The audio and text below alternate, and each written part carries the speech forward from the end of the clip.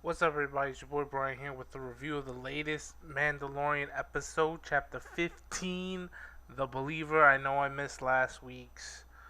Um, had things to do, couldn't do it. But quick thing about last week, the tragedy. They took the baby.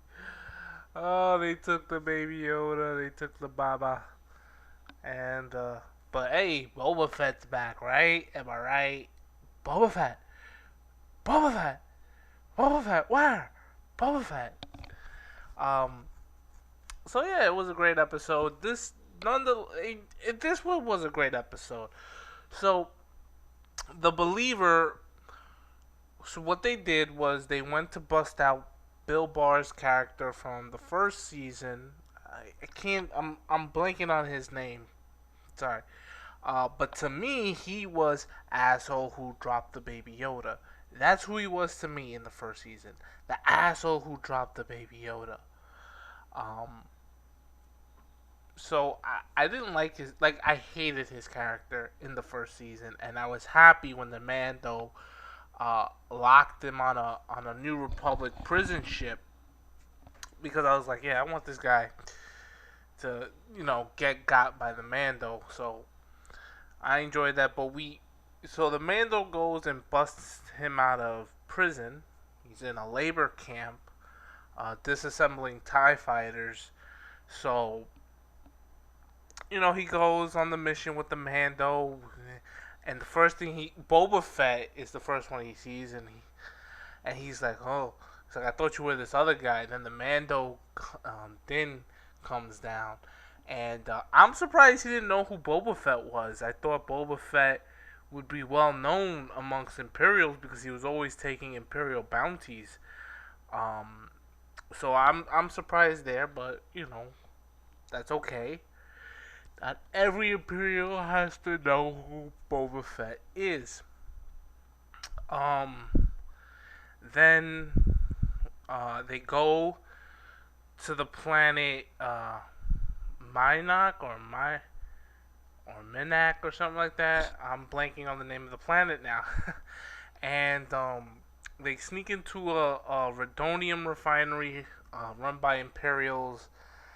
Uh, Mando and Bill Barr's character, which I'm going to refer to him for the review, they hijack a Juggernaut. They put on the transport stormtrooper uniform, which is real surprising that the Mando does that because his whole thing is never remove your helmet. And of course, we have that philosophical conversation as they're driving the Juggernaut.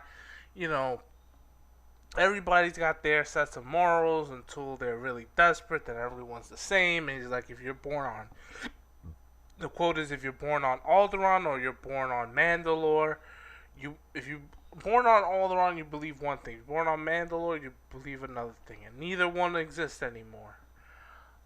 Which I thought was, yeah, well, hold on. What happened to Mandalore? We know what happened to Alderaan. What happened to Mandalore? Um, and then we get the cool scene.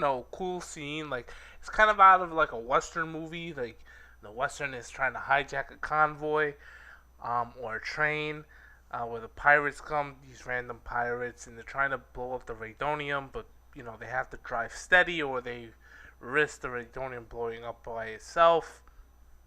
Mando takes care of the pirates. They get to the refinery. The stormtroopers actually hit something. And they come out and they save them from the pirates, get the Radonium into the refinery. Then, they go to the officer's mess, and, he says you have to access the terminal.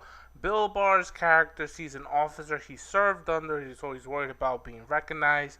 So it's up to Din.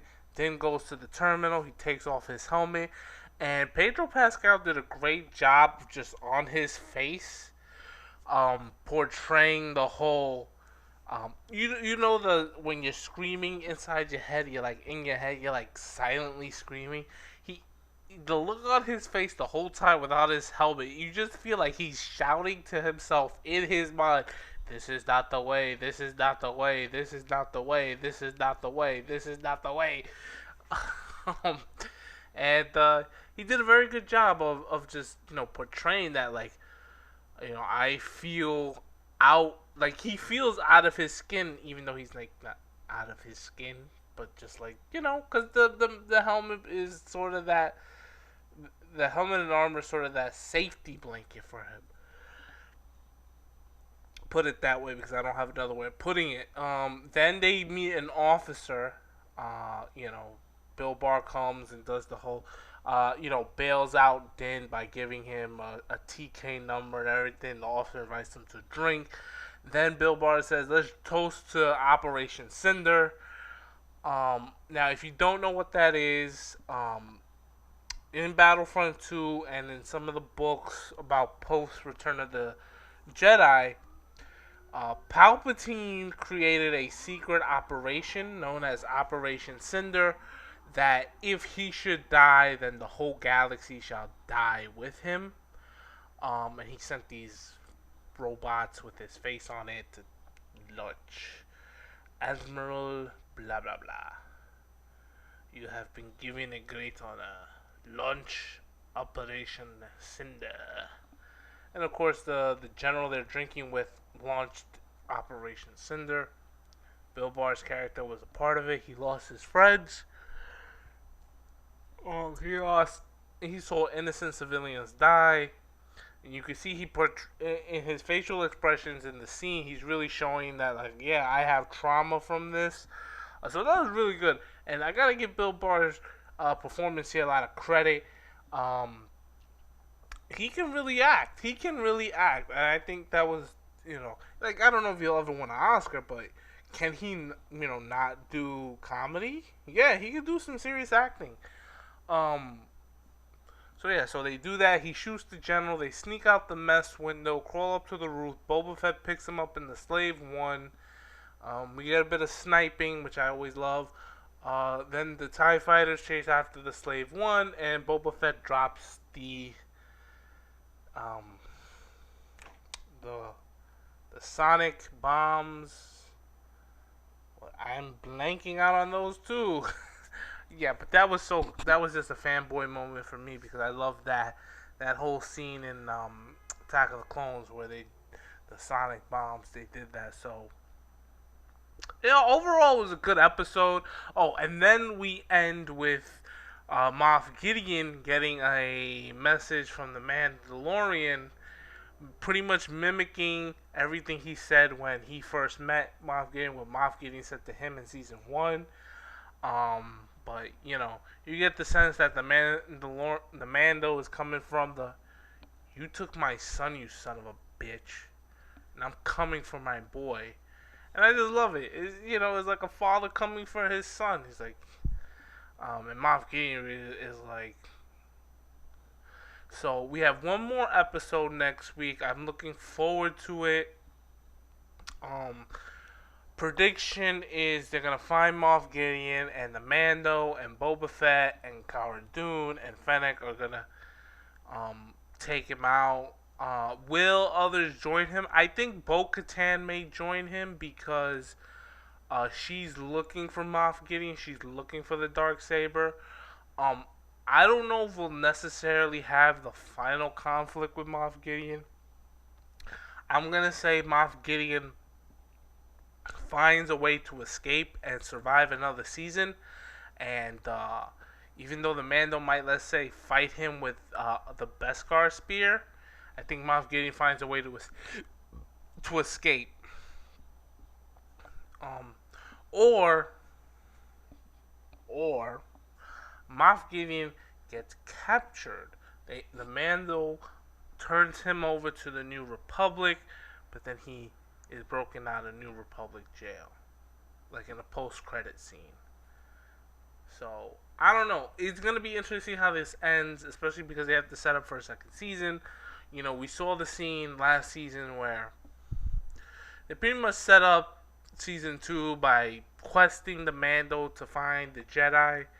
But they set up Moff Gideon's return by having. Excuse me, I'm tired. Oh no. By having him slice out of the TIE fighter with the Darksaber. So we'll see. I anticipate something like that where we'll think he's either dead or captured, and then we'll get like a 5-second scene where she's alive and well. So, because I think Moff Gideon is the baddie for the entire series, not just 2 or 3 seasons. So I really don't think it comes to a total conclusion because we know season 3 is wrapping up. But let's see what happens. I'm excited. I hope the next episode is like 3 hours long.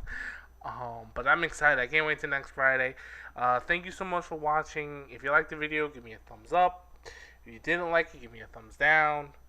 Feel free to hit the subscribe button. I'll see you next time, guys. Alright? I'm out. May the force be with you.